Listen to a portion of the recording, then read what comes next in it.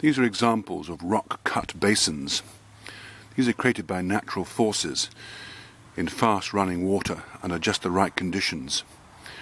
What happens is that stones are caught within a vortex of water, and that circular motion gradually erodes a hole into the stone itself.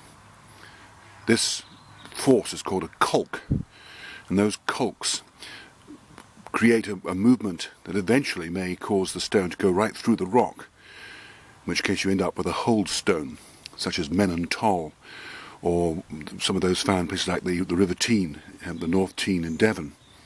Now these themselves have magical associations as marriage stones, where couples pledging to be married put their hands through the hole, or where babies that were ill would be passed through the hole to cure them. So primitive peoples, pagan peoples, with no explanation for how these holes occurred, regard them as being in some way supernatural, and therefore with special properties. The water that collected in these holes was sometimes thought to be of magical properties and of curative value. The stones themselves, when spinning, would create sufficient friction to erode the rock away, and so the special circumstances that the rock stayed in the same place.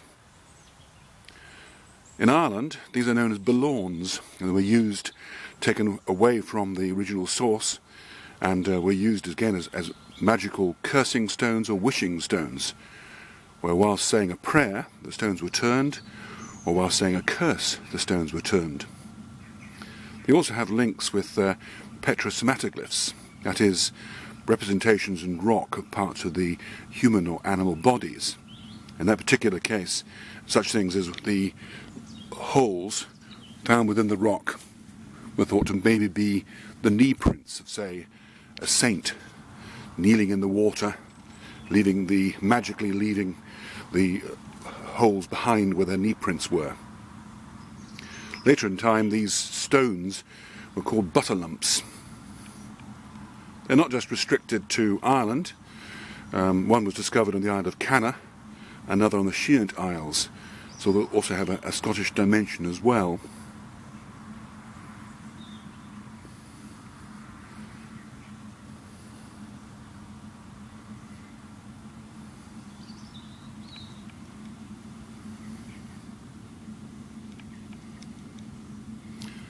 The name Bullaun, which is attached to them in Ireland, is derived from the same word as bowl, so simply meaning a depression in the rock.